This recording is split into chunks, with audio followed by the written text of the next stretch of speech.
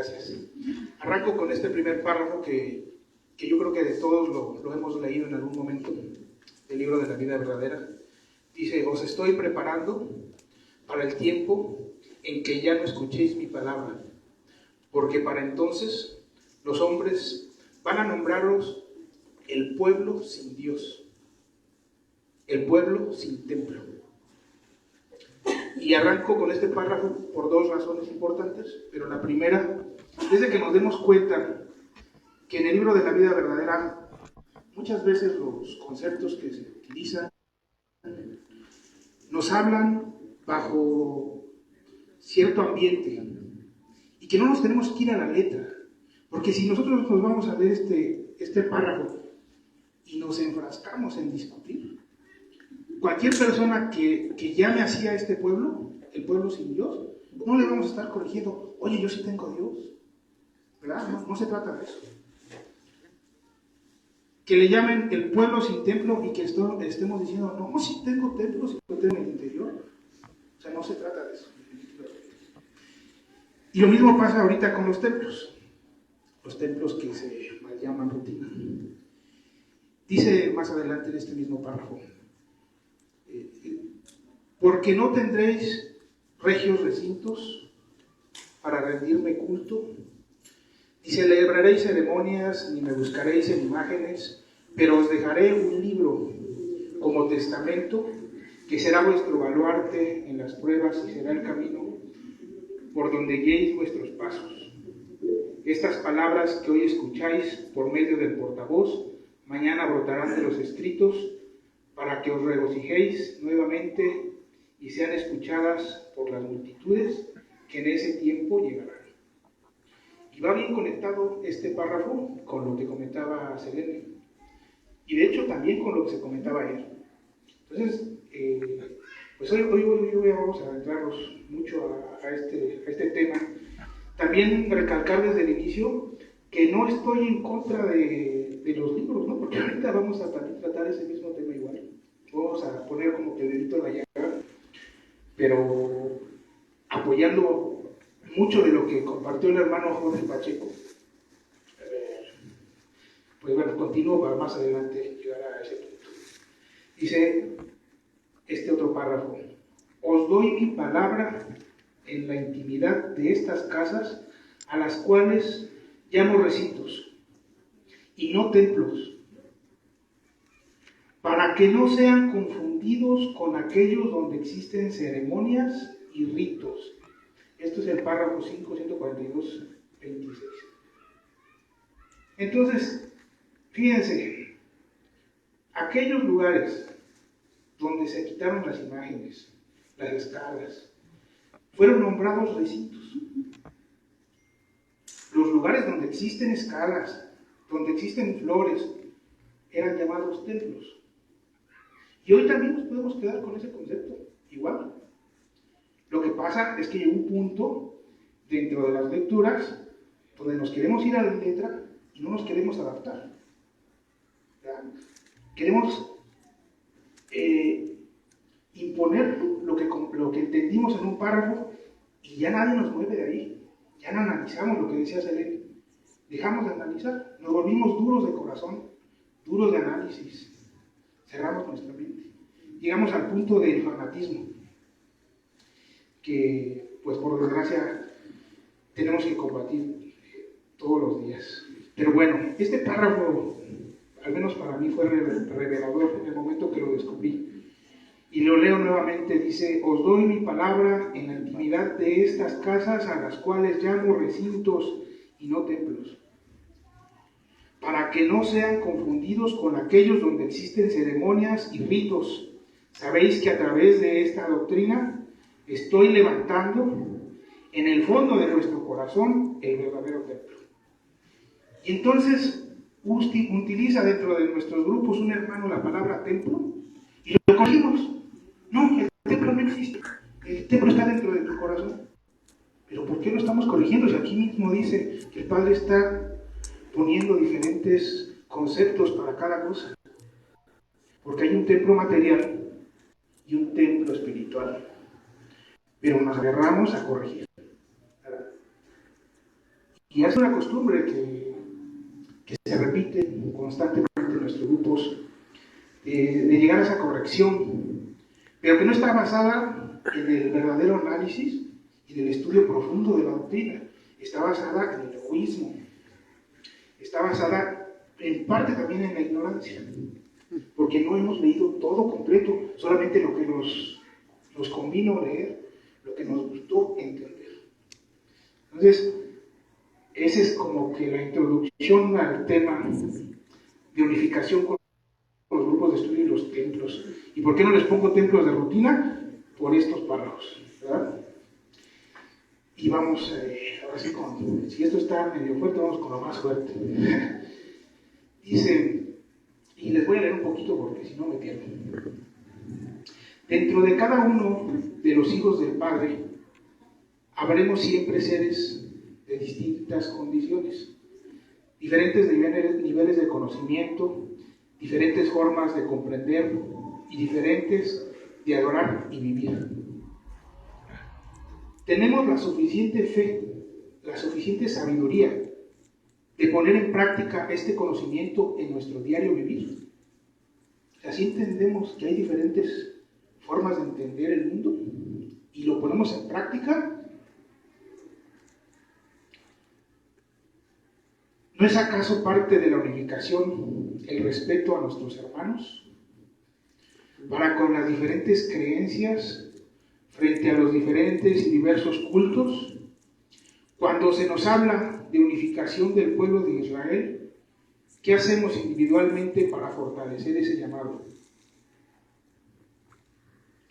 En las acciones pequeñas, en la forma de tratar, de pensar y de referirnos a nuestros hermanos de los templos, ¿cómo es nuestro pensar cuando los recordamos o cuando estamos frente a ellos?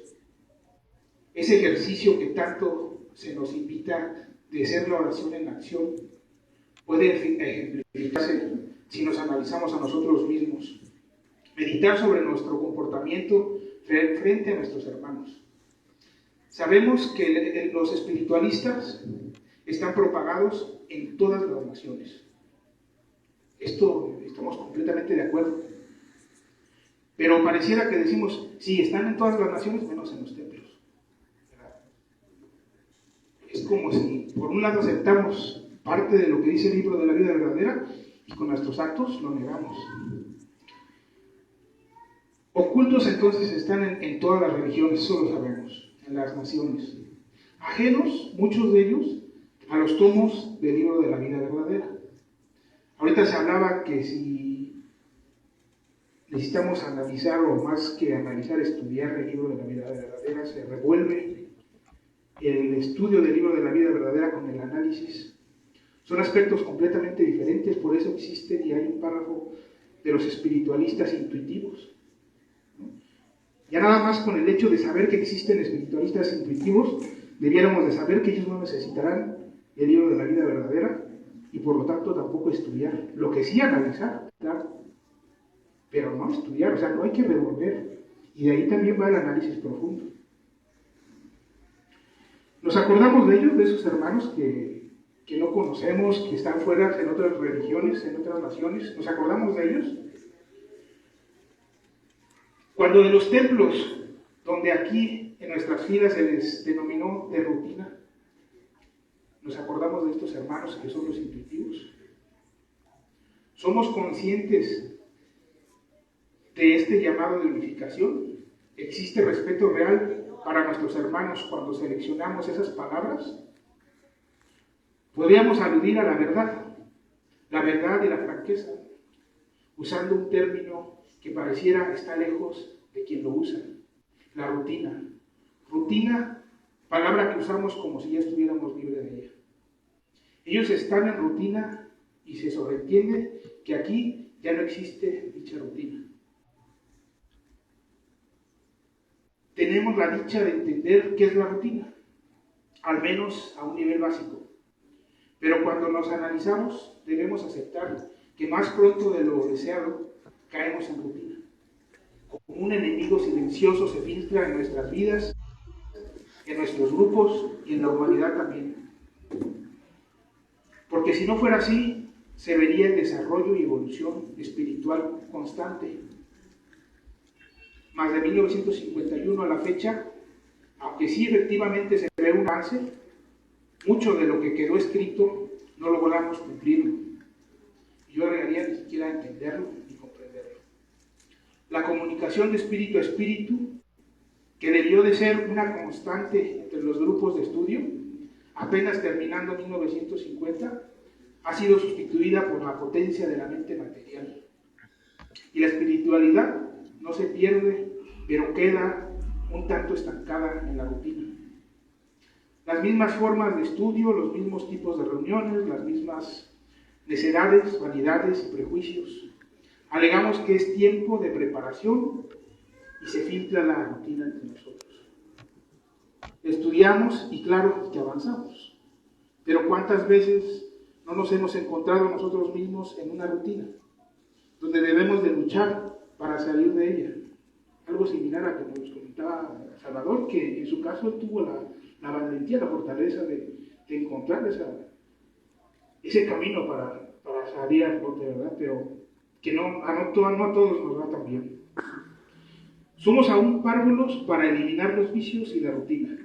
Si ya no fuéramos párvulos, seríamos apóstoles, discípulos que ponen el ejemplo de lucha y victoria por sobre todo lo que aprendimos a identificar en la teoría y ya sabríamos ponerlo en la práctica. Algo que también ahorita estaban comentando, la práctica. Entonces, siendo honestos, aún si hemos avanzado, seguimos peleando todos los días con la rutina. Y aún así se denomina a los templos, de forma generalizada, templos de rutina. Sin saber de las luchas que tienen nuestros hermanos en cada una de sus comunidades y congregaciones.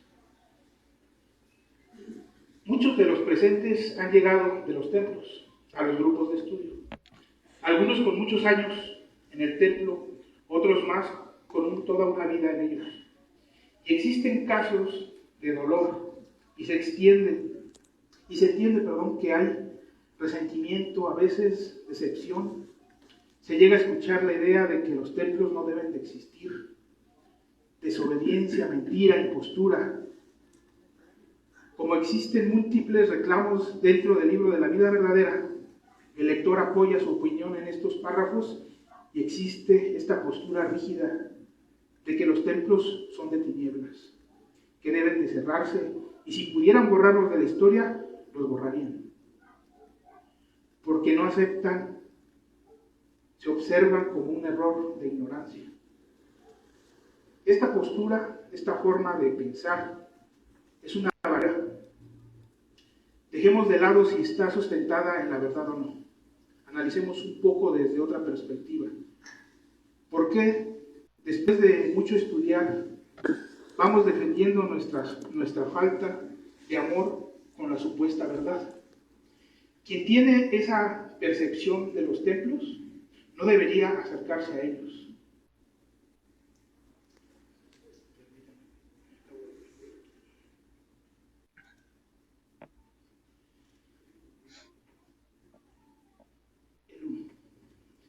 Quien tiene esa percepción de los templos no debería acercarse a ellos, porque en el fondo de su corazón solo existe como respuesta a las interrogantes de quien asiste a los templos, pues la respuesta de mentira, impostura y desobediencia. Esa es la esencia de lo que existe en el corazón de muchos de los que nos formamos en los grupos de estudio. Y analicemos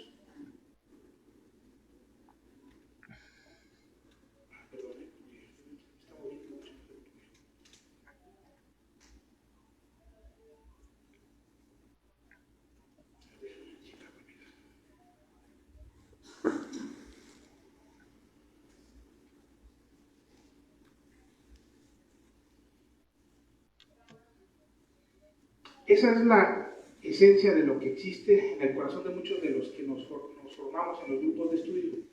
Y analicemos, y si ese es nuestro caso, por favor alejémonos de los templos, porque no tenemos la capacitación o la capacidad aún, entre comillas, de rescatar a nuestros hermanos. Existe, y lo sabemos en teoría, un requisito fundamental para entregar una palabra, cualquier mensaje. Ese requisito es el amor. Ayer también platicábamos un poco de eso.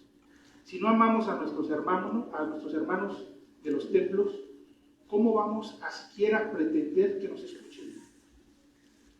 Se requiere antes que nada amor para ellos, comprensión, entendimiento, humildad, y no sentirnos superiores. Nuevamente, como invitación, analicemos de lo que está lleno nuestro corazón.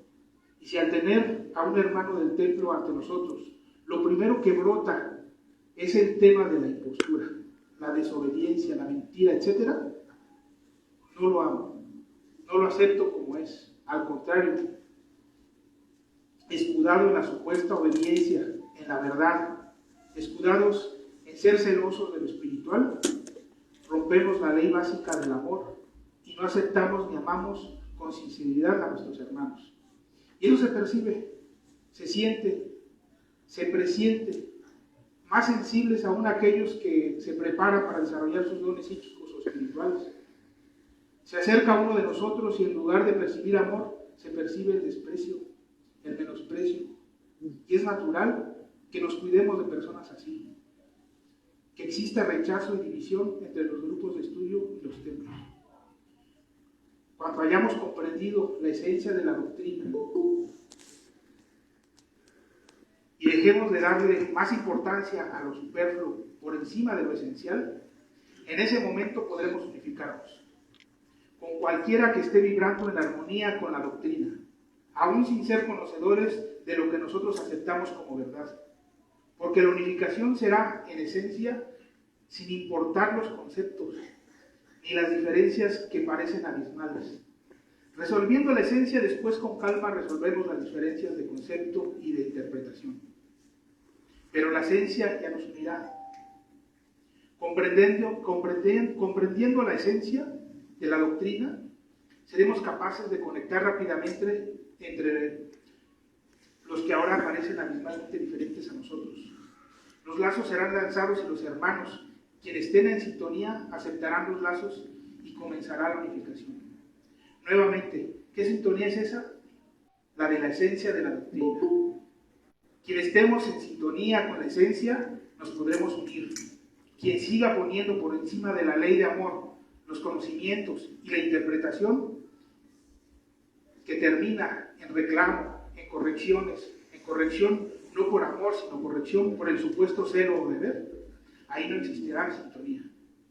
Porque el verdadero amor se ve reflejado en nosotros cuando no nos sentimos ofendidos, como muchas veces lo comenta el hermano Rafael Pérez de Acapulco. Amamos cuando nos hermanamos. Hermanar es descubrir en el otro lo que veo en mí. Descubro las virtudes, que somos hijos del mismo Padre, y entonces reconozco lo que hay en ti, en mí.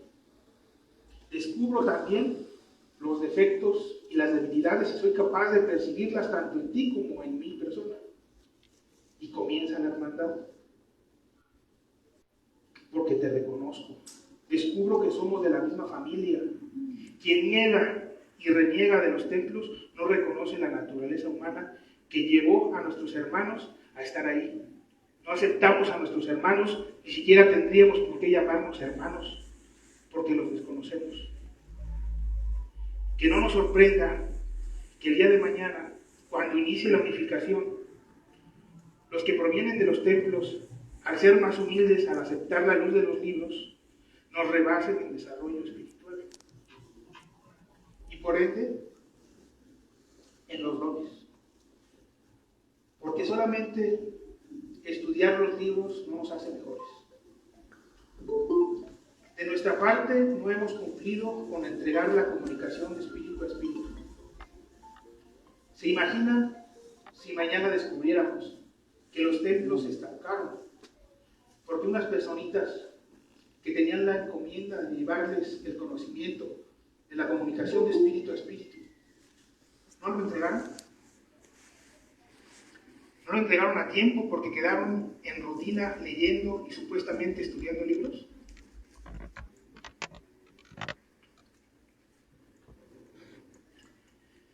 Ojo ojo en este último que digo, no estoy diciendo que esté mal estudiar, nuevamente repetir, ni que debemos abandonar el libro de la vida verdadera como extrañamente la inercia nos pone en nuestro camino esa pelea.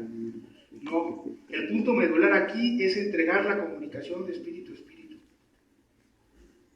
El cómo logre cada uno de nosotros ese escalón de evolución es muy diverso. Va a haber muchas diferencias en los grupos. Se ha propagado dentro de nuestros grupos la idea de que la reunión debe de llevarse a cabo como lo manda el Padre. Tantas veces he oído esa parte.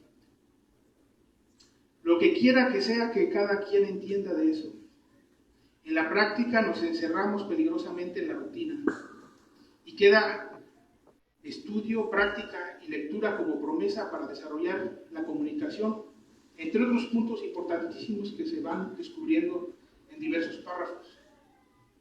De la gran cantidad de información que incluso puede llegar a ser abrumadora para conseguir la comunicación de espíritu a espíritu. Pero sea como sea, que llevemos nuestra rutina de estudio y el resultado esperado aún no se llega como pueblo. No llegamos a la comunicación de espíritu a espíritu. Y aún así prevalecen quienes son insistentes que las cosas deben de tener el rumbo que ellos creen. O que la preparación para ir acumulando en las diferentes reencarnaciones, o sea, el mandar esa preparación a las diferentes reencarnaciones, como que ahorita no tenemos la capacidad y que hay que esperar hasta mañana, y se insiste en que la etapa de preparación será futuro. Pero nos seguimos acercando a la rutina en ese camino. Esto anterior lo comento para que hagamos cambios, para que nos enfoquemos más en los resultados, para que analicemos, y si por medio de lo que hemos trabajado no logramos avanzar, busquemos deshacernos de los lastres que se ocultan dentro de nosotros. El peor enemigo somos nosotros mismos, y es en la idea de que portamos la verdad donde nos estacionamos. Y dejamos de analizarnos, de meditar, porque la falta de humildad nos hace pensar que somos portadores de la ruta correcta. Pero si nos enfocamos a los resultados, estos nos indican otra realidad. Acostumbrémonos a exigir resultados a nosotros mismos, al grado de que en cada oración, si de mi ejercicio de oración no percibí un poquito de sabiduría, entonces no estamos orando correctamente, y seamos conscientes de ello. Y exigirnos más, seamos conscientes que si no logramos recibir un aprendizaje de ese instante, entonces en realidad no existió la oración. En la oración podemos recibir como una caricia un instante de paz, y esa paz recibida encierra una lección y sabiduría. Si no meditamos en el mensaje que se nos entregó en ese momento de paz, entonces no terminamos de orar y quedamos igual o peor que antes, sin sabiduría y vanidosos porque sentimos que estamos cerca del Padre. Lo mismo nos pasa al estudiar. Si no meditamos ni extraemos la esencia de la lectura, quedamos peor porque no comprendemos y se ve reflejado porque no actuamos. Se ve reflejado porque no actuamos, se ve reflejado que no hicimos un buen análisis. Pero sí creció la vanidad de nosotros, porque nos aprendimos los párrafos. Por último, para cerrar, voy a comentar rápidamente cómo distinguir si estamos orando realmente. Esto porque, pues evidentemente, la parte medular de este tema es la invitación a que hagamos esa oración de espíritu a espíritu. ¿Cómo distinguir si estamos orando realmente? La oración espiritual, en sus distintas etapas a desarrollar, tiene al menos las siguientes características a alcanzar, básicas. Sentir o sensibilidad a sentimientos elevados. Sabemos que cuando nosotros oramos tenemos que tener sensibilidad. Sabiduría o aprendizaje. Cuando nosotros oramos tenemos que rescatar sabiduría. Y el tercero es la acción o actos consecuentes del aprendizaje. O sea, si obtuvimos sabiduría, vamos a actuar correspondiente a esa sabiduría. Si alguno de esos puntos que mencioné no se cumple en nuestra oración, no estamos orando. O sea, ya ni nos hagamos bolas. No estamos orando. Tenemos que tener entonces el sentimiento, la elevación del sentimiento. Tenemos que tener sabiduría, aprender una lección por pequeña que parezca, y tenemos que llegar a la acción. Si no llegamos a la acción, no sentimos y no tuvimos un aprendizaje, ni siquiera debiéramos de decir que acabamos de orar en la mañana, que acabamos de orar en la tarde, porque no hicimos nada. Pues con eso cierro mi intervención y gracias.